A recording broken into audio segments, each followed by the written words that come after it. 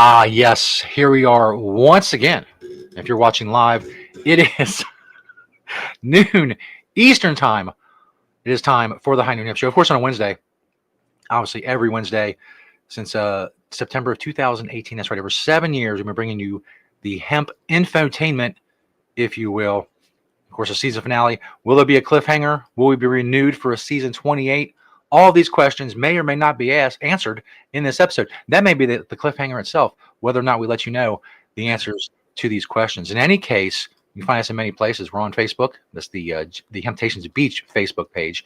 If you're on YouTube, you want to check out the Jedi Hemp YouTube channel. And if you're on X, or if you still call it Twitter, whatever, make sure you're following at Temptations. Of course, I am Senator Jesus. I do various things on the interwebs that you can search out if you have the Bing or the Netscape or maybe the AOL search, whatever it is that you use. He is Beach. He's right there. He loves hemp. He is high above the Temptations in Northside Beach. How are things this week in the world of Temptations?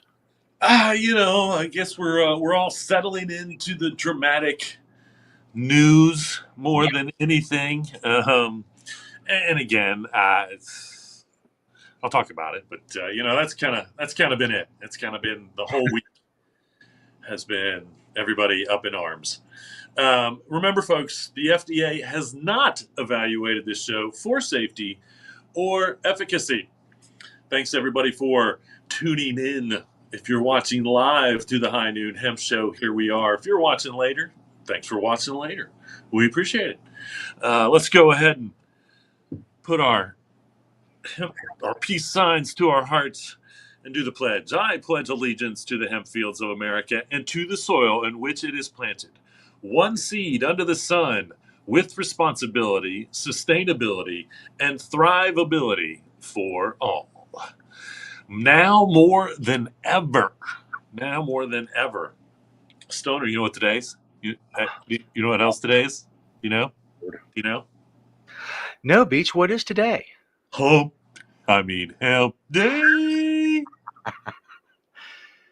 T-shirt That commercial was so successful that even when I want to change it, right? it still works. So, well, we have 358 days with a Z till the ban. So that's good. We'll count down. We'll count down every week. Let everybody know. As we slowly approach this emergency ban on these products, it doesn't go into effect for a year, right? Because that's how much this makes sense to the government in any way. In their old shady ways, man. It had nothing to do with starting the government back up again. But here we are with a ban on basically hemp. This is basically going to kill the hemp industry, no matter what they say. This time next year, if this still all holds up, there will be no hemp industry in the United States, and so we'll go back to square one. Good job, guys. Send us back to square one. When we were the last industrialized country in the world that didn't grow hemp. It's a good job. It's a good job, government. Congratulations, everybody. Congratulations, everyone up there in the government. We're up and running again. Did it. And you're disabling a $28 billion industry. Good job. Good job. I mean, who cares about any of us that have made or are part of that $28 billion industry? Who cares about us? Mm-hmm. This evil plant had to be, and basically here we go. We're going back to prohibition on hemp. More or less, we're going back to prohibition on hemp. No matter what they say, that's what's happening. And so, anyway, we got 358 days. And in one good sense, I guess, Ohio has tabled SB 56. So, that's a good out of bad, in my opinion, here in Ohio, because that kind of gives us, and again, I think that they more then likely they just won't mess with it. You know, if the federal ban is coming, then why mess with it at all? Again, you know, it's not killing anyone. You know, here's all the government in Ohio needs to do is just send a memo out there that all this stuff is 21 and over. And then everyone will believe that. You know, and if they really mean, you know, if they need to do something just in the interim of making this stuff federally illegal, they want to do something in the interim, then just pass a bill that says you have to be 21 or older. Either way. And so, you know, we'll see how that plays out. You know, everybody is once again everybody's scrambling around like it goes into effect next week, which they don't understand. Right. You know, just to show you how much I didn't care, and the product spotlight will show you how much I didn't care. I promise. And so, you know, here we are. Week 1 of the hemp federal ban. Countdown. It's just, I mean, I will have to say it kind of ruins my hemp day, because every other article is just there to remind me of how ridiculous it is. You know, every other state, it's going to kill our industry. It's going to shut us down. It's going to, you know what I mean? Yeah.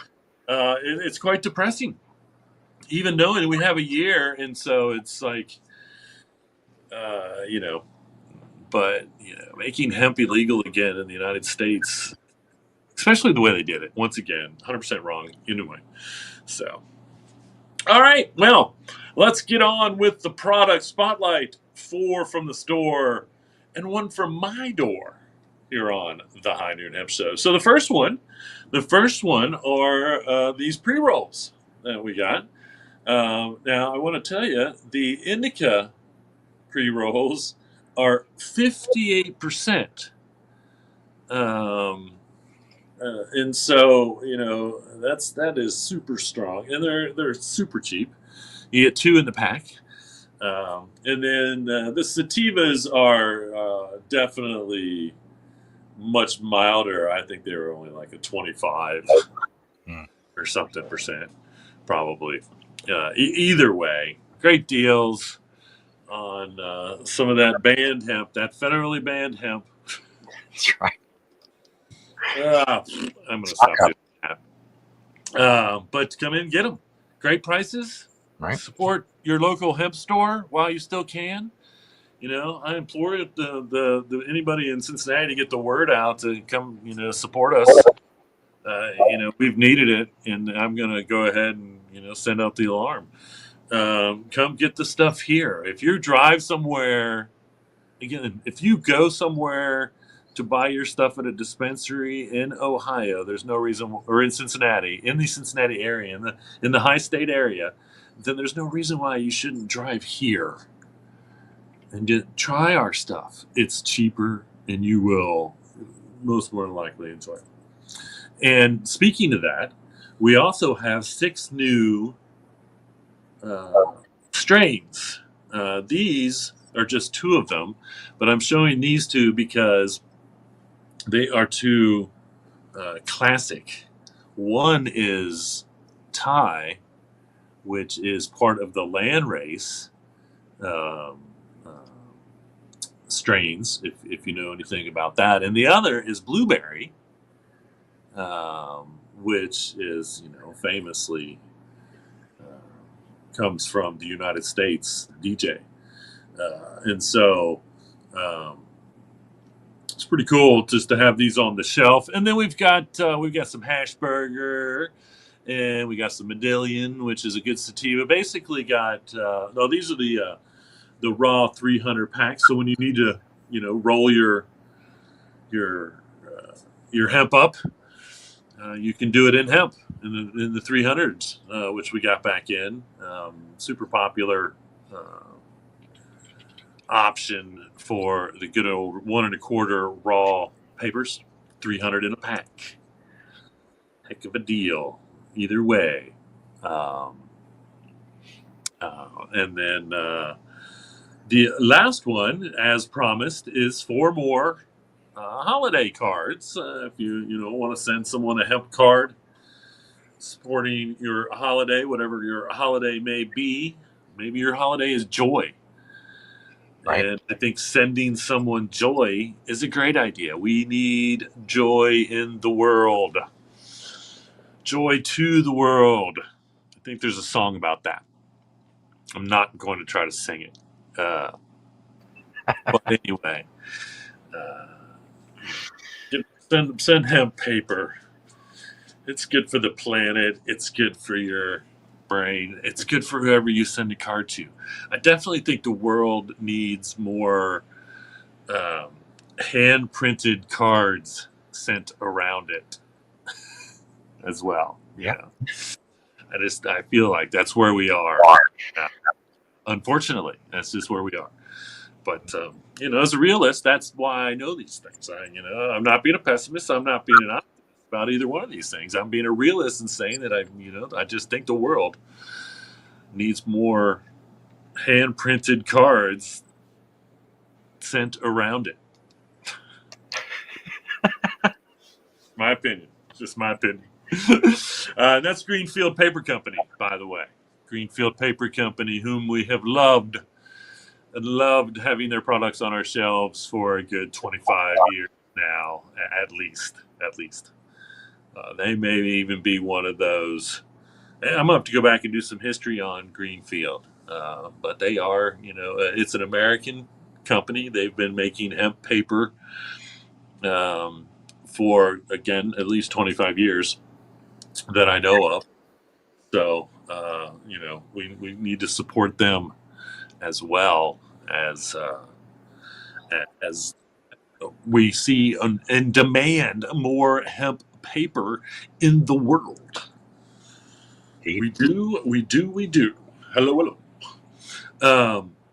And the last, and I know I think I might have even shown this somewhat recently without a plant in it, but this is my plant holder. They're holding that plant. That is the vine that I got from Gabe Alicious's Celebration of Life.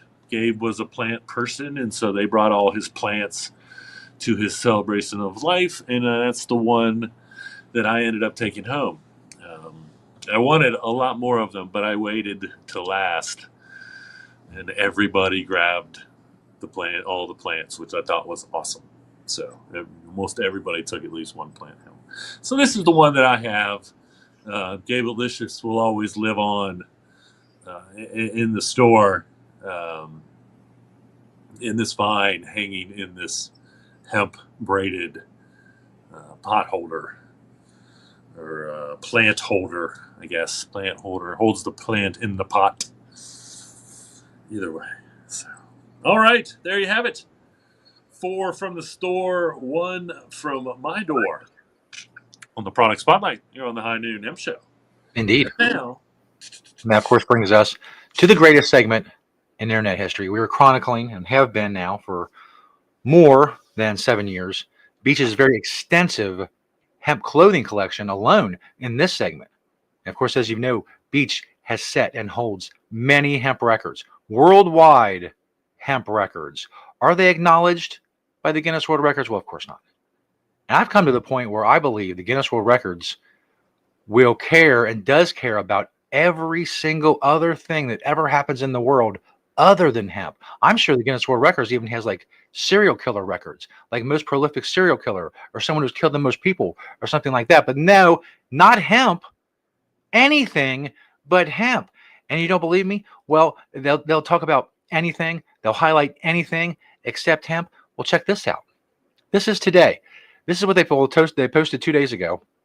It's from Pakistan on May 4th, 2025. It's the most walnuts smashed with one hand in 1 minute, blindfolded.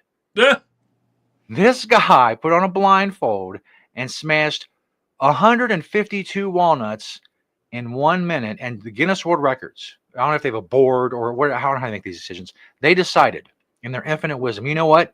We're going to send a crew. We're going to get this guy. He's got his cool little hand thing where he's smashing the walnuts to protect his hand. He's got his blindfold so he can't see the walnuts because that makes it harder and apparently much more interesting. And he's only got a minute to do it. And well, there you go. Muhammad Rashid from Pakistan, he holds that record. And again, all of the hemp records that Beach holds from decades of searching the world for hemp clothing and products and bringing them to the stores and bringing them to himself. No, this guy smashes walnuts with his hand blindfolded. One hand. I guess they had to put that in there because I guess there's a record for two hands. I don't know. It's ridiculous. They literally care about every other thing that's ever happened in this world except for hemp. And that's crazy. But we care. And that's why we do the Beachwear segment. One of the many reasons. Every single week. And all I have to do is ask Beach one question. And he'll tell you things you should care about. Not smashing walnuts. That's dumb. Come on. When I ask, what are you wearing, Beach? I tell you what, if that wasn't, didn't require some type of almost, ninja Jedi skills, no, I just, Sure, what quite ridiculous, just but, ridiculous. I guess I can, conceivably speaking, I feel like I could break that record. So I would wear all hemp as I do every day, and then they would almost have to include hemp in the record. Maybe that's my goal, to find some records I think I can break dressed in hemp. Anyway, yes, as you're breaking the record, just talk about hemp, and they have to listen. That's right. Every time I break a nut, hemp. Hempcrete. Don't include me. If you're curious, what are you wearing, Beach? Now you'll know. Indeed. Here on this High Noon Hemp Show Wednesday. On top there, that is a Puma hat. If you look closely, you can see the Puma in there. My jacket is a good old hemp hoodlam jacket. Underneath my jacket, or in the one picture anyway, is now this Just Natural shirt, this short sleeve button down that I have. This may be the first time it has been on the High Noon Hemp Show. I do not believe I have worn this shirt before on the High Noon Hemp Show. Underneath it is a Young Maven long sleeve. Kind of what I call my good old underwear-ish long john shirt. My pants are hemp ink, some hemp ink button downs. I got those in Amsterdam all those years ago when I went over to Amsterdam on a little hemp voyage and cannabis voyage and little mushroom voyage around Amsterdam because it's illegal. Anyway, my Hempy's belt holding them up. My Green Springs Technology pen in my pocket per usual. Underneath it all, a pair of Hemptopia briefs. My socks are Enviro Textile. And then my shoes are a pair of Adidas Dakotas. So now you know. What are you wearing, Beach? Here on this beautiful, beautiful hemp day. It's really not beautiful. It's kind of crappy out. Very. It's really not been beautiful at all, actually. I just totally lied to you, the watching audience there. Staying positive. That was a little optimism, I suppose. I don't try to do that a whole lot. But did you see how quickly my realist pulled me right out of it? No, it's not. It sucks out. Hey, no, what are you talking about? The weather is terrible. The whole atmosphere is terrible. Oh, shit. I can tell you this. I will laugh about it earnestly. All right. Well, I found the commercial that I wanted to run last week. It's somewhat of a moot issue on the support of the fact that we were hoping to not have a hemp basically banned in the USA. Ban. in the USA. I will try to sing that. Hemp banned in the USA. There you go. Hemp. Oh, jeez. Oh my gosh. Um, but this was over 10 years ago, our first attempt in the state of Ohio, legitimate attempt in the state of Ohio to legalize industrial hemp. Check this out, and we'll be back with some news. Registered voters, this is a call to action. Get your signature on an Ohio Cannabis Rights Amendment petition and help get the Ohio Cannabis Rights Amendment on the ballot in 2014. This is a therapeutic cannabis and industrial hemp issue. One plant, many uses. Go to ohiorightsgroup.org. That's ohiorightsgroup.org to get the facts. You can also go to either Hemptations location to sign the petition. Help make Ohio a better place. There you go. There you go. We tried. We had more signatures of any voter initiative attempt without money than any other petition ever gathered. And again, we have very, very low budget. Very, very low budget. Anyway, pushed everything in motion somewhat. As industrial hemp actually became legal and federally. We shortly after that had issue 1, which was again the state of Ohio's unbelievable propaganda failed to legalize. Anyway, okay, let's get on with it. So I think I might have shown these hemp clogs. I believe this is a French company originally. They make like a high boot. They make some other things, but apparently there was someone in like New York City that like found like a whole big supply of these, and so like it's a big thing that people can find these. And again, these are made out of hemp and recycled vinyl. But you can tell, you can really tell by looking at them. Either way, they're hemp. Originally made by Andre Ravichaw. And he's a Frenchman, and he calls himself an environmental poet. That was fun. And again, I know that there is, I believe if he was the same one, and I've shown them, they make almost like a knee-high wader looking boot. And then I feel like there was one other style of something that they may have had as a French company. I'll have to try to find the name. They didn't really mention the name in the article. They were just making a big deal about how people didn't have to have them shipped from France, and they were all excited about it. So if someone did that in Cincinnati, I'd probably go and see if they had a pair, even though I really don't think they look like something I would wear. But I do not have any hemp composite shoes either. I've put plenty of hemp fiber material shoes, but I don't have any shoes that were made out of hemp composite, which is what these are, basically hemp plastic. So that would be, kind of super dope to show off if they fit even remotely comfortably like. But anyway. And again, I do believe that, and I'll have to go back and check it. I do believe that they're available online. Some of these styles are available online, but I do, once again, they have to be shipped from France, so you might pay as much in shipping as you do in the cost of the shoes to begin with. I don't know. We'll have to look into that.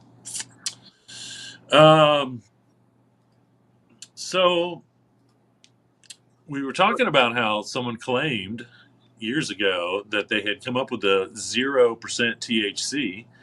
Apparently, the University of Madison students have in fact developed a cultivar with no THC. It's called Badger G. That's the name of the cultivar. And apparently it produces no THC. Now, I don't, okay, that's great. What does it produce? Does it grow tall? So it would be good for a fiber plant. Does it produce a lot of seeds? So it's good for a grain plant. Um, you know, does it have a lot of CBD? Does it have a lot of CBG? Does it have a lot of CBN? Uh, any of those things? Again, so we'll get some more information possibly. We're still waiting to see the hempcrete that I believe Oregon State or one of those some university claimed that they had a load bearing hempcrete. I reported it on the show. I'm going to say at least a year ago, maybe two. And I have seen nothing come to the market on it. So, will Badger G hold up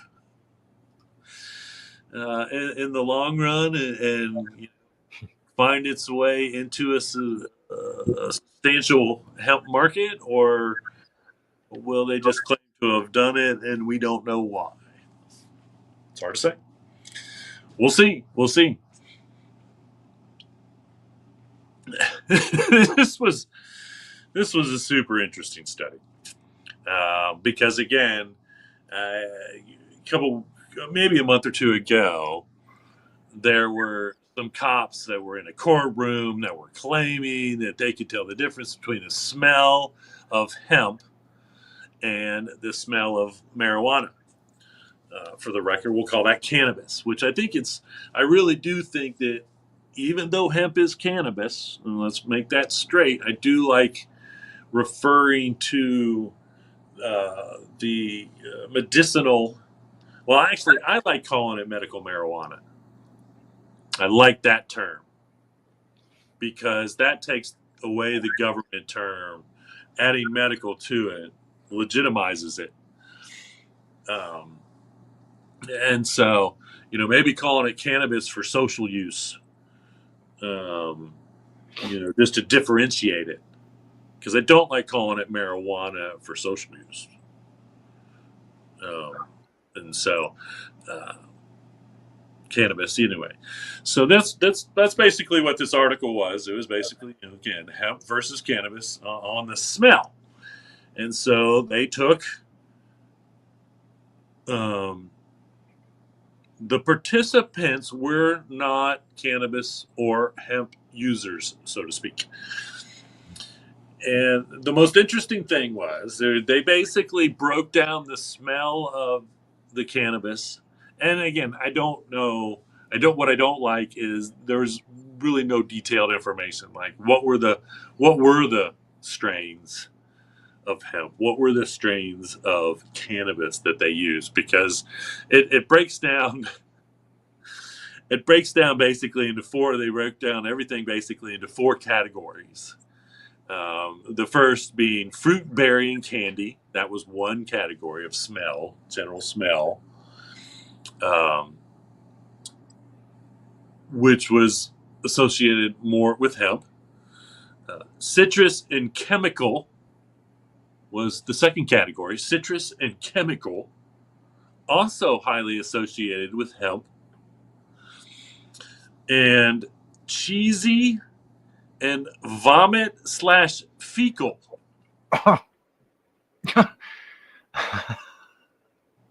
Now, this one, and again, mostly associated with hemp, the hemp strains.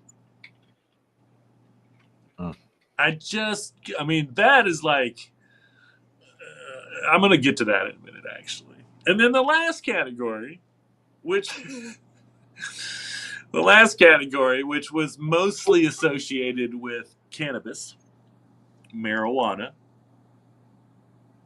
was funky, earthy, musty, straw, fuel, black tea, woody, and nutty toasted. There wasn't skunk wasn't on there. right? I mean, come on. This is why I wanted to wait to the end to discuss this. Okay, I need to know the strains used, for one thing. I mean, right out of the gate. That's like why there are so many different smells to this. Like again, they associated the citrus one with hemp when half of the cannabises out there have lemon or limonene as a terpene, which gives you that citrus. I had a guy the other day tell me that that's how he knows it's an indica, which is ridiculous because there are sativas that contain that smell all in all. But I'm just saying, it's a very defiant smell, and cannabis flower, and it's not even on the list of the ones that were related to cannabis. Again, I'm I want to see a study like this done on thousands of people with specific strains used for their terpene content. Honestly, that would be the most interesting way to see how people actually perceive it. And again, I don't understand how, like, the hemp strains were cannabis strains before they bred the THC out and became, say, CBD or CBG or CBN strains. So once again, if you have a good, even if you want to go ahead and do the 6 strains that we have here that would be technically hemp, but once again, were a THC strain until they bred the THC out and boosted the THCA. That's it. But yeah, I mean, I love the path that this study hopefully will send some more studies. But I do want to do a better idea of, once again, isolating terpene amounts interpreted into perceived smells. And again, smelling is as much perception as anything. Sometimes, especially when you're smelling something differently, or you're smelling something and then tasting it, or tasting and smelling again. There's some funny tricks that our nose can play on us, for sure. And when it comes to cannabis, those tricks are being caused mostly by the terpenes, not by the THC content or the lack of THC content. When you're talking about hemp, and again, they're not isolated to indica or sativa. I mean, in a way that there are very little 100% sativas, and there are very little 100% indicas left. I would love to do some research there, because everything seems to be a hybrid.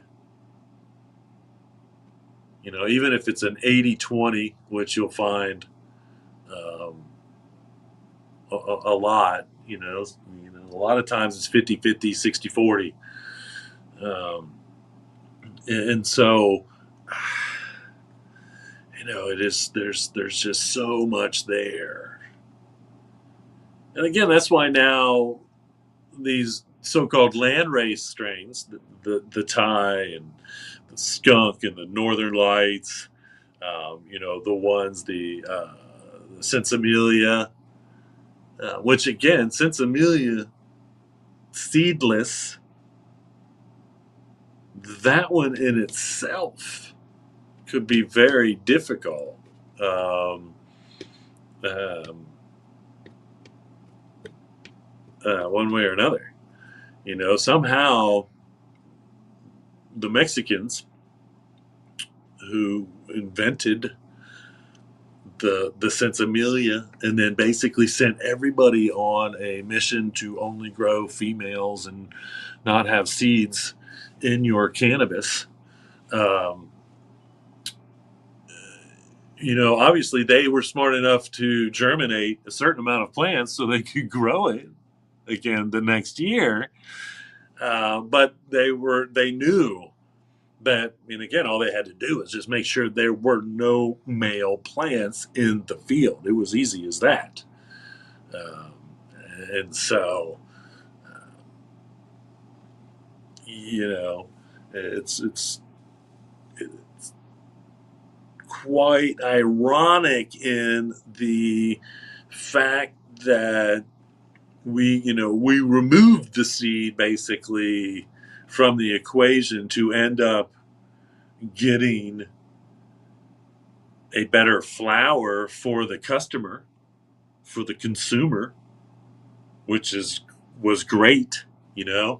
I grew up in that crossover era when we had something called middies back in the day, and it wasn't your ditchweed as we called it, low grade dog food, but it wasn't your homegrown hydroponic, somewhat rare at the time flower, which was really expensive.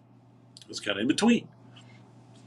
Um, and so, that's when the outdoor growers, the mass producing outdoor growers, were paying more attention to the plant instead of just waiting till it flowered and going out and drying the flowers, blah, blah, blah. And so, um, now we're at a spot where it's been, once again, most genetically altered plant through breeding of any agricultural crop on the entire planet. And that includes the grain cultivars, that includes the fiber cultivars, which may only be in the hundreds.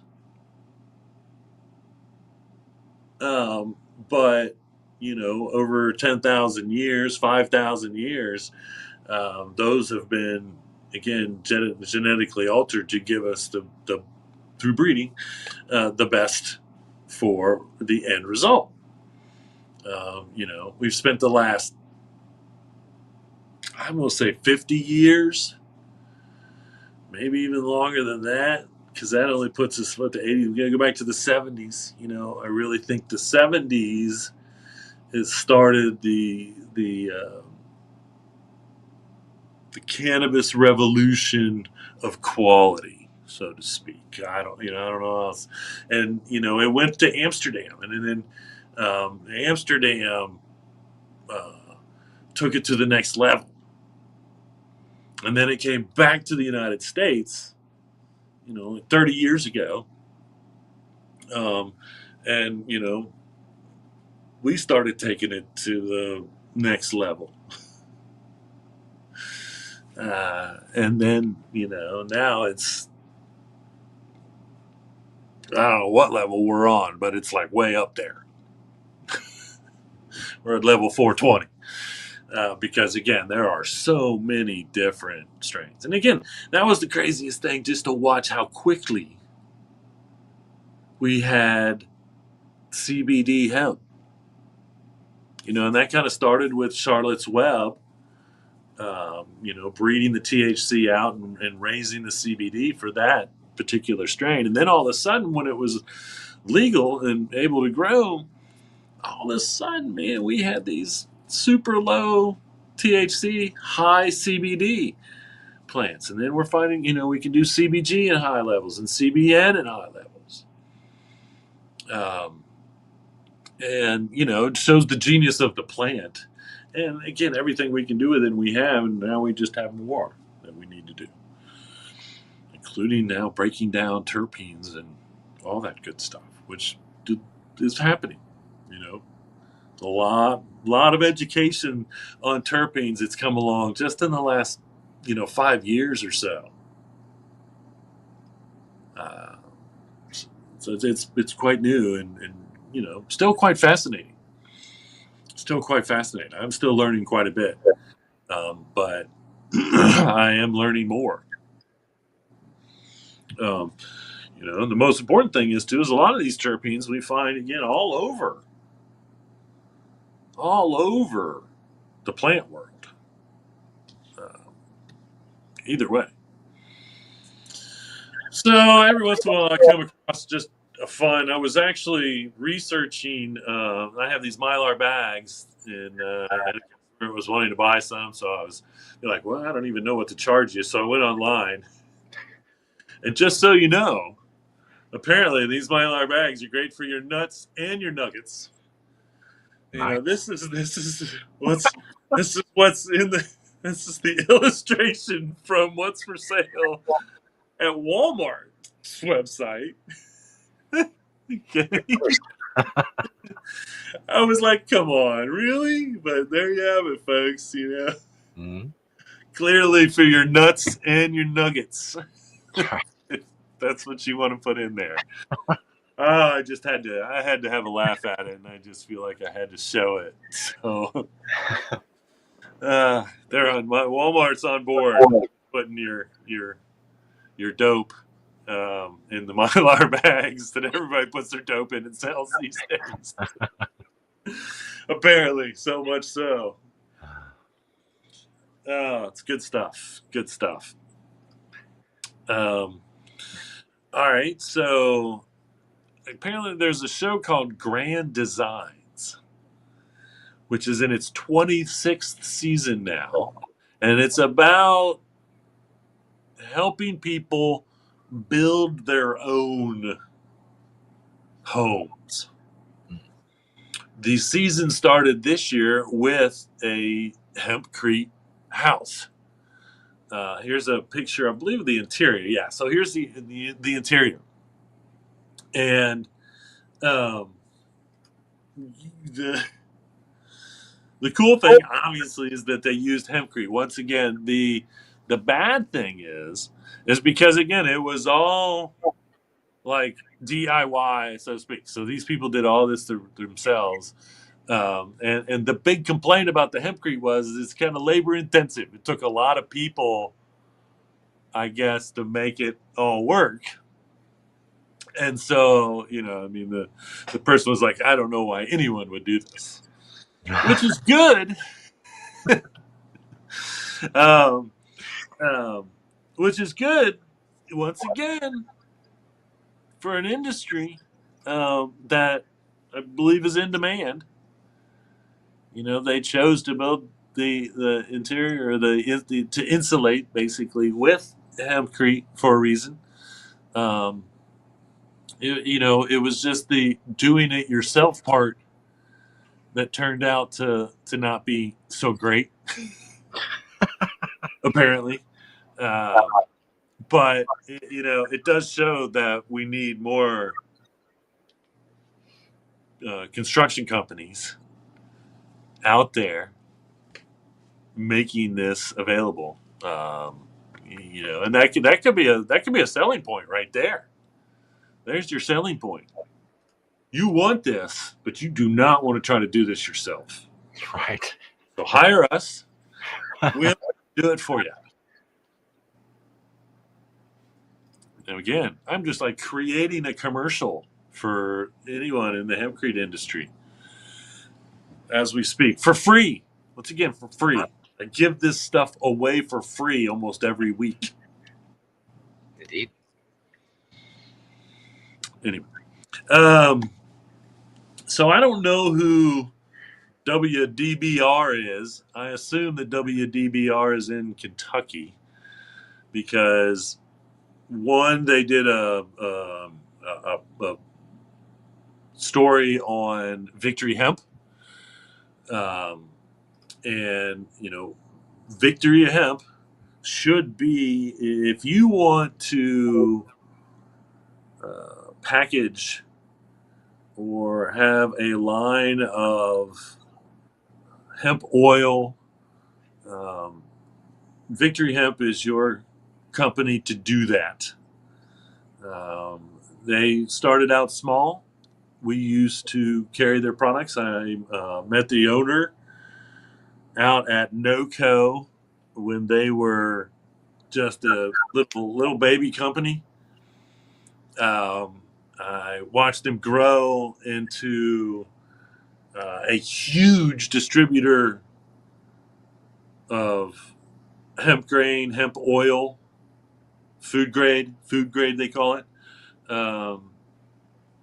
So much so that they got out of the as we say, one at a time in it, because they were mass producing it, and so they was more moving into bulk sales, and so which led me to have a bunch of Victory Hemp flour because I did end up buying bulk at least once, but anyway, they are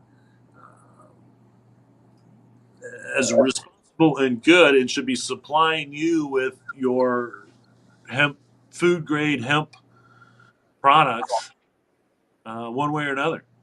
Whether you want to make hemp burgers or whatever, these get a hold of these guys. Um, Either way, or you want to use hemp oil in your salad dressing, get a hold of these guys. Victory Hemp. They're in Kentucky. They have been in Kentucky from day one. Going back once again. I think that was probably. I gotta go back and look, but I'm gonna guess it was 2015. We were out at NoCo. I think it was like the third NoCo that they had, where I ended up meeting and starting doing business with Victory Hemp. And then again, a couple years after that, they were so big they didn't want to mess with us little people. Now I want to get a hold of them and buy bulk again and go ahead and start our own Hemptations brand, hemp hearts and hemp oil and whatever. So it's on the list. But then they also had this on their newsfeed, which this is to me, and this is what I have. It's still on the side of the pilot, which is it's been on the side of the pilot for probably 10 years as well, even longer maybe, to be honest with you. This originated from the governor's breakfast in Kentucky, which happened once a month, and they would like just bring in kind of a flatbed, tractor trailer flatbed, and that's where the governor would sit and talk from and whatnot. But across the entire front of these tractor trailer flatbeds that the governor sat on at these monthly events was hemp equals jobs. That's where I got it from, and very well may be why hemp is federally legal now. I might have just started that whole ball rolling. That's why Kentucky embraced it right out of the gate when it was made legal. And so, and it's, it's as true today. Well, it was as true a week ago as it was 10 years ago or so. But, now we're hemp equals less jobs, I guess is. And the equation still works. So you take away the hemp, you take away the job. So I guess you're right. You're right. You're right. We're away going to take from away one the side, hemp. you take We're away going from to the take away the jobs. That's exactly it. We're going to take. They're going to take away the hemp. So they are going to take away the jobs. other. Yep. You are 100% correct there. Thank you for correcting me. Math. That's what we're going to go on for the Word next year. They are taking away the hemp. So they are taking away the jobs. That's right. All right. Enough of that. We had an article, 10 facts about the dairy industry and 10 milk alternatives. And again, the 10 facts are not great, as we all know. But number 7 on the alternatives was, of course, hemp milk. And then this is how they described it: considered a close flavor, color, and texture option to dairy milk. And again, a very easy to make. I've had the recipe up before. It's a very easy recipe to find. It's a very easy recipe to do. Um, Check your grocery store, and most of the time, hemp milk is found on the dry shelf, not in the refrigerated area, I should say. And a lot of times I find it on the bottom shelf, hidden amongst other dairy alternatives that don't have to be refrigerated. And again, it is one of those things. It's best refrigerated. I mean, I take mine home and put it in the fridge, and then of course after you open it to refrigerate it. But I just put mine in there because again, I want my hemp milk to be cold, like if I was going to use it. And I don't really just drink a whole lot of. I just don't drink milk in any form. If I do, it's hemp milk or coconut milk, which is easier to find than hemp milk. In all honesty, but because the only time is maybe a bowl of cereal, and I haven't eaten a bowl of cereal, and I can't even fathom how many years. I'm gonna have to go down the cereal aisle and find some hemp cereal. And at one time there was, and I think there was, and there may still be, and I may look again, a kind of granola cereal mix that had hemp in it. So I'll have to check and see if that still exists. I just haven't even looked.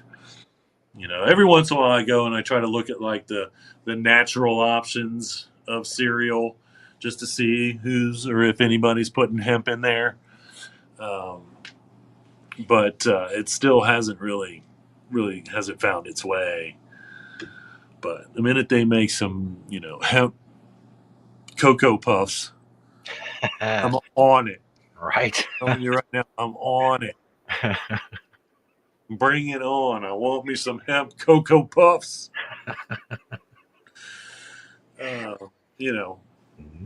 Which I guess technically would be copyright infringement. But, I mean, hemp Cocoa Puffs, brilliant on different levels. But then they'd be like, but you're trying to market them for kids, and that's terrible. And they're like, yeah, we are trying to get the kids to eat it because guess what? It's not terrible. It's high in protein and vitamins and minerals and omega-6 and omega-3, and it's actually good for the kids. Right, get your puffs. So get your hemp Cocoa Puffs. What kids should be eating, not corn-based Cocoa Puffs that have no nutritional value whatsoever. And are probably artificially dyed and flavored. Again, it just seems like such a simple solution. Make Cocoa Puffs out of hemp instead of whatever they're made out of now, because it's not good. Yeah. It's not good. It's definitely not good for the kids. The kids, man, this is for the kids. We need more hemp food for the kids. Mm-hmm. We do. And unfortunately, again, there's not going to be anybody growing hemp grain in the United States for the kids because no one's going to touch hemp with a 10-foot pole. Even if it is for grain and fiber, and they're trying to say, oh, it's not going to affect those industries. Pfft. Nobody wants to grow grain and fiber now because of half the restrictions in half the states. So I'm going to call BS on that. Right. We go back to getting our hemp seed from Canada because they're happy to sell it to us. It's probably going to be more expensive because of a tariff. Yeah. Good job, United States government. Fiber, well, I guess we go back to China. Yeah. Go back to China for the fiber with even more tariffs. Good job, government. You're taking the hemp away. You're taking the jobs away. Yep. You're taking the farming away. You're taking the little shops away. You're taking the big shops away. It's yeah. But if you want a pair of Ronique jeans, they're on sale. So, I definitely want to pimp Ronique. They are and have been one of the best hemp retail sites ever in the history of the internet. Yeah, I said it. We'll never be a Guinness Book of World Records, but No. These guys go. And again, I'd be hard pressed to say they weren't going back 20 years at this point. Has always been to have eco-friendly products, and specifically hemp. In every, I'm sure that you can still go to Ronique and get hemp sheets, hemp socks, hemp jeans, hemp this, hemp that, hemp whatever. I mean, they truly were, to me, kind of they were the big box store online of hemp stuff, and I hope they still are. I have not checked out their stuff in a while, and it just makes me want to go see what kind of stuff they have. And it's RAWNIQUE, I believe. It's down there in the corner, but it's so small, I don't know that we can read it. But again, Ronique.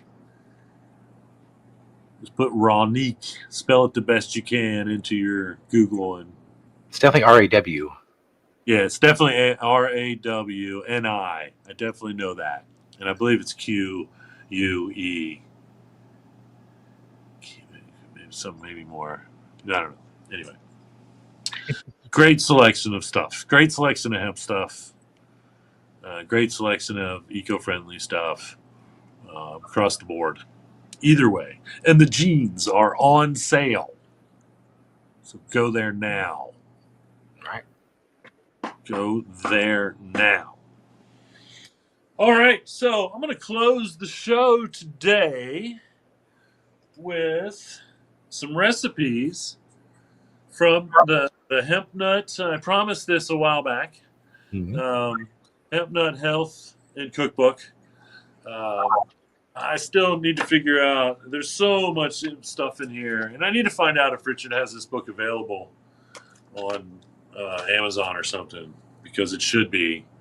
It is as much relevant now as it was 25 years ago when he and Bridget Mars wrote it, put it together. Half of this book is recipes. More than half of this book is recipes. And again, I've talked about Richard a lot recently because I found this book. He is basically the entire reason. And it's in here. I even found it in here. He was the first to do definitely a couple things. And I forgot about the range of products. The whole line of hemp nut that they had, from the hemp butter to some other things, which are also in the book. And I'm going to, I may spend one part, I may close the show for a while with updates from this book. Mhm. I'm going to start with a couple recipes, but I'm also going to read the quotes that he has at the front of the book. And just so you know, mine is autographed. Nice. Super dope. Because we did business directly with Richard in the hemp nut way back in that day. But at the front of the book, after the foreword, he basically has some quotes from famous people. So we'll put a recipe up and give you plenty of time to do a screenshot of this first recipe, which is a mango shake. And I'm going to read some of these. So, and God said, "Behold, I have given you every herb bearing seed, which is upon the face of all the earth, and every tree in which is the fruit of a tree yielding seed. To you it should be for meat." Genesis 1:29. Mhm. Buddha subsisted on a single hemp seed per day during the 6 steps of ascension, which led him to enlightenment, which comes from Buddhist text.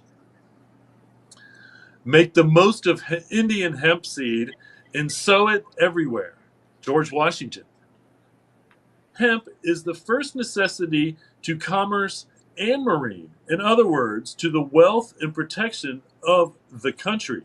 Thomas Jefferson. You know about that if you've watched the show half the time.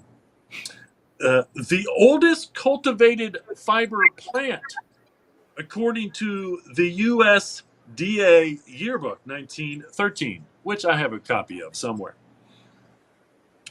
Over 25,000 products. We should go ahead. Let's go ahead and throw the second recipe up at this point. Hummus. Here it is. Yeah, this is a breakfast. This was the first breakfast. Oh, no, it wasn't. This is the hummus. Mary has made us hemp hummus before, so I think that's why I chose the hummus as the recipe. So we'll leave that up there so you can get a screenshot of it if you so desire. Over 25,000 products can be manufactured from hemp, from cellophane to dynamite. Popular Mechanics, 1938, which was also the title of that article was "The Next Billion-Dollar Crop." And again, if you don't know, that was 1 year after the United States made it illegal to grow hemp in this country. Hunt out places and soil suitable for flax and hemp, and let them there be grown. Brigham Young, 1861. And the final quote is from Richard Rose himself in 2000. If it's good enough for God, Brigham Young, Buddha, the USDA, Popular Mechanics, Washington, and Jefferson, then it must be good enough for us. Thank you, There you go. Richard Rose, for those enlightening words on their. And it is so true. And it is so true. All right, stay tuned next week. There's your There's your reason to come back. And so this was episode 12 of the season. Yep. And my numbers are all messed up. I'm keeping terrible track. So there you have it. Season finale, leaving you with the ultimate, the words of the man who started the hemp seed revolution in the United States of America. Yeah. There aren't too many events, but next week, more from the book, because that's what I was getting at there. Season 1, 28. Is it 28? Yeah, it'll be 28 next week. 28, season 28. Next week, more from this great book, written 25 years ago. That makes it vintage, by the way. A couple events. Here is a poster for, this is November 22nd, so it's coming up. But this is an open house for what they call the Backman Building. And it is the first hemp house in Humboldt County, which is crazy somehow. But it's in Eureka. Who doesn't like saying that? Eureka. And it's crazy that Eureka, the show, if you ever watched it, didn't actually have an episode about hempcrete or something, because it was a pretty smart show. It was all about smart people. Anyway, so if you're in the Eureka, California area, and you want to go check out a hemp building, here's the first one in Humboldt County, right there, the Backman Building. They will have you. And the other, which I still don't have a definite date for, but I do believe it is in fact the second Tuesday of December, is the medical marijuana meetup at I believe we'll be back at Mad Tree. I would definitely have the specifics on that one next week. In the interim, if you are in the high state area or wherever, if you want to, come in for a medical marijuana meetup, they're great little events here. Go to Meetup.